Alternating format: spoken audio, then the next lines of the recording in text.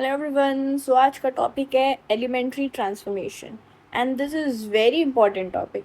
क्यों? क्योंकि इस इक्वेशन से हम बड़ी से बड़ी लीनियर इक्वेशंस जो होती हैं ना, number sets of linear equations जिनमें से हमें वेरिएबल्स पता करने होते हैं एक्स वाई जेड, हम उनको इससे बहुत ईजिली कैलकुलेट कर सकते हैं। मतलब ये एक सिंपल प्रोसेस होते हैं।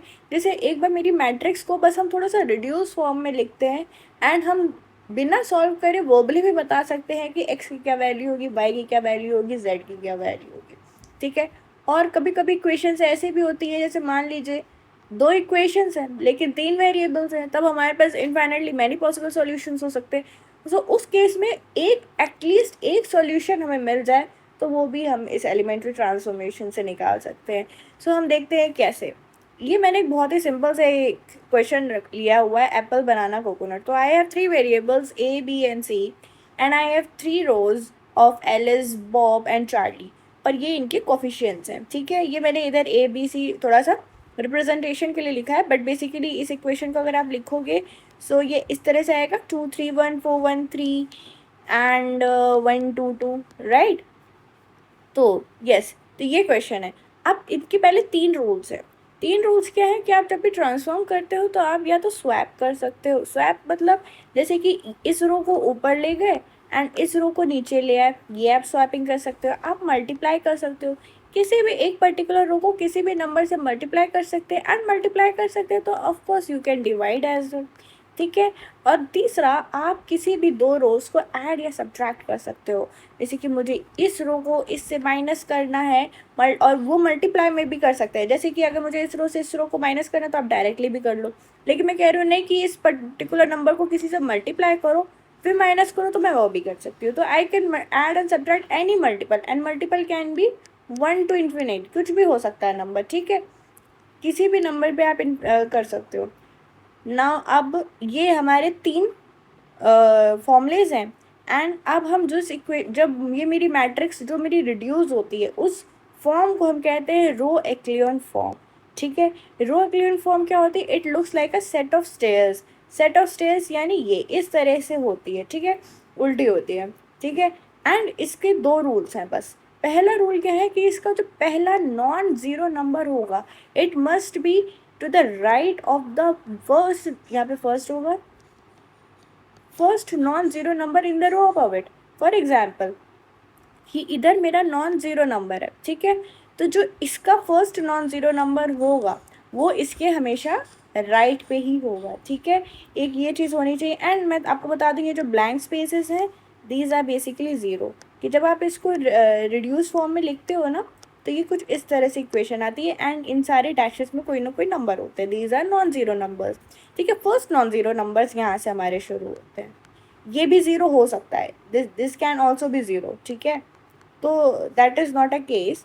बट ये जो पहली किसी भी रो का जो पहला नॉन ज़ीरो नंबर है वो उसकी ऊपर वाली रो का के नॉन ज़ीरो नंबर से हमेशा राइट पे होगा। ठीक है, तो अगर ये यहाँ से स्टार्ट हो रही तो ये यहाँ से स्टार्ट होगा। ठीक है, और अगर ये यहाँ से इसका स्टार्ट हमेशा इधर से होना चाहिए, तो ये चीज़ मेक श्योर करनी है। ठीक है, तो इससे आप क्या श्योर मेक श्योर करो कि जैसे कि अगर मान लो ये मेरा फर्स्ट नॉन ज़ीरो नंबर है तो इसके नीचे सारे नंबर मेरे ज़ीरो होने चाहिए, और अगर ये नॉन ज़ीरो नंबर है तो इसके नीचे मेरे सारे नंबर ज़ीरो होने चाहिए। ठीक है, एंड नॉट ओनली दिस, इसके ऊपर का नंबर भी ज़ीरो होना चाहिए। ठीक है, यहाँ पे सिर्फ इस पहले नंबर की बात हो रही है, तो ये ज़ीरो होना चाहिए, ये भी ज़ीरो होना चाहिए, ये और ये जब मैं रिड्यूस करूँगी तो ये मेरी इक्वेशन इस तरह से बनेगी।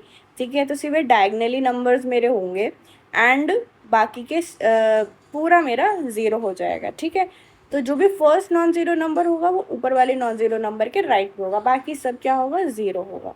ठीक है, ठीक है, और ये लिखा है any row with all the zeros go to very bottom. और अगर मान लो कोई ऐसी रो आती है जिसमें पूरे ही ज़ीरो आ जाते हैं तो हम उसको सबसे लास्ट में लिख देंगे।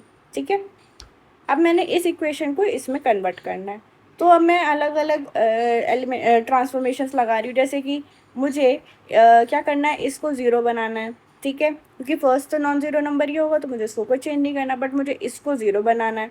तो इसको ज़ीरो बनाने के लिए व्हाट आई विल डू, मैं सिंपली इसको 2 से मल्टीप्लाई करके इससे माइनस कर दूँगी। तो वही मैंने किया। तो ये 0 हो गया। अब जब सिर्फ इसको नहीं, मैं पूरी रो को ट्रांसफॉर्म करूँगी, मैं पूरी रो में ये लगाऊंगी।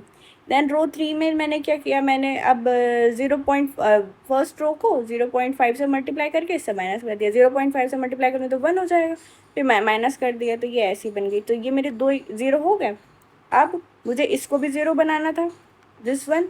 तो मैंने अब क्या किया, इसको मैंने क्या किया, 0.1 से मल्टीप्लाई करके ऐड कर दिया, तो मैं ये भी 0 हो गया। तो ये मेरी ये इक्वेशन बनी। लेकिन ये इक्वेशन जो होती है ये यूनिक नहीं होती है। अच्छा, मैंने एक चीज़ एक्स्ट्रा बता दी आपको कि यहाँ पे ये नंबर भी 0 होते हैं, ठीक है। ये एक्चुअली नेक्स्ट स्टेप में आता है, जब हम इसको थोड़ा सा और ज़्यादा ट्रांसफॉर्म करते हैं ना, तब उसमें आता है, ठीक है। ये रिड्यूस्ड वाले में आता है। अभी हम लोग क्या पढ़ रहे हैं, अभी हम लोग रो एक्लियन फॉर्म पढ़ रहे हैं।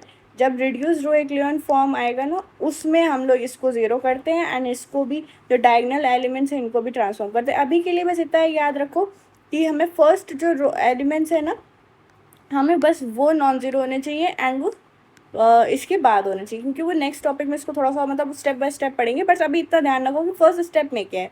फर्स्ट स्टेप में बस ये है कि ये जो नॉन ज़ीरो नंबर है, ये ऊपर वाले नॉन ज़ीरो नंबर के राइट में होना चाहिए और इसके नीचे के सारे नंबर 0 होना चाहिए, ठीक है। अभी ऊपर वाले नंबर्स पे हम नेक्स्ट स्टेप पे जाएंगे, ठीक है। तो ये हो गया। और ये चीज़ क्या होती है, ये चीज़ पहली बात तो यूनिक नहीं होती है, ठीक है, क्योंकि अभी हम लोगों ने पढ़ा कि अगर तीन वेरिएबल्स हैं, दो इक्वेशन हो, तो they can be many answers.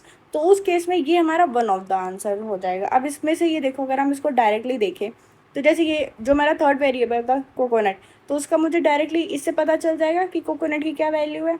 अब जब कोकोनट की वैल्यू पता चल जाएगी तो मैं इसको यहाँ पे रख के, मतलब जो मेरा ये इक्वेशन ऐसी होती है ना, फिर इज इक्वल्स टू करके ये ऐसा होता है।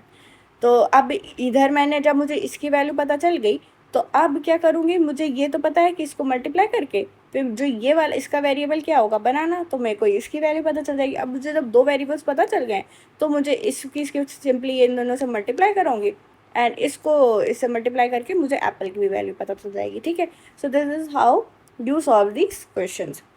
और ये इक्वेशंस जो होती हैं ये लीनियरली इंडिपेंडेंट होती हैं। ये रैंक 3 की हैं। रैंक 3 का क्या मतलब है, क्योंकि मेरी जो ओरिजिनल रोज थी वो 3 थी, और जो मेरा रिड्यूस फॉर्म में आया उसमें हर एक 3 रो में, हर रो में मेरे पास एक नॉन ज़ीरो नंबर था, ठीक है। इसीलिए ये रैंक 3 नंबर। अगर मान लो मेरे पास ऐसी इक्वेशन होती कि जैसे मान लो 1 2 3 0 5 6 एंड 0 0 0 ऐसी आती, तो ये रैंक 2 की हो जाती है, क्योंकि सिर्फ दो रोज़ में मेरे पास नॉन ज़ीरो नंबर है, बाकी के में नहीं है। तो इससे मुझे क्या समझ में आता है कि अगर मेरे पास 100 रोज़ का डेटा है और सिर्फ 10 रोज़ में ऐसा है कि मेरे पास नॉन ज़ीरो नंबर्स हैं, ठीक है, तो मतलब रैंक 10 का मेरे पास डेटा है, तो इसका मतलब मेरा डेटा काफ़ी ज़्यादा रिपीटेटिव है एंड मैं उसको कंप्रेस कर सकती हूँ। तो जब भी मशीन लर्निंग में हम ये ऐसे डेटा देखते हैं, रैंक्स कैलकुलेट करेंगे, तो पता चलेगा मेरा डेटा बहुत ज़्यादा रिपीटेटिव हो रहा है, तो मैं उसको कंप्रेस कर दूँगी।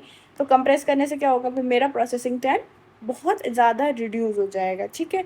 सो इसीलिए हम मैथमेटिक्स को समझ रहे हैं कि जब हम मशीन लर्निंग में जाएंगे, जब वहाँ पे अपने मॉडल्स क्रिएट करेंगे, हम डेटा प्रोसेसिंग करेंगे, तो इन सब चीज़ों का जब हमें मतलब पता हुआ कि हम ऐसे चीज़ें कर सकते हैं, तो हमें वहाँ पे इतना दिमाग नहीं लगाना पड़ेगा कि कैसे हम करें, समझे। हमें वहाँ पे फीचर सेलेक्शन करना पड़ता है, हमें वहाँ पे डायमेंशन रिड्यूस करना पड़ता है। तो वो सब चीज़ें हम यहाँ से समझ सकते हैं कि कैसे किन फीचर्स को हटा सकते हैं या किस डायमेंशन को हम लोग रिड्यूस कर सकते हैं, ठीक है। तो जो नेक्स्ट टॉपिक है वो हमारा रिड्यूस्ड रो एक्लियन फॉर्म है, जो कि मैंने बताया, जिसमें हम लोग बाकी की जो वैल्यूज़ बची है ना उनको हम ज़ीरो करते हैं और जो डायगोनल वैल्यूज़ आती हैं हम उसको भी ट्रांसफॉर्म करते हैं। तो ये वो वाला है, तो इसको मैं नेक्स्ट वीडियो में कवर करूँगी, ओके। और अगर ये चीज़ समझ में आई हो तो आप नेक्स्ट वीडियो में आइए and we will continue with reduced row echelon form.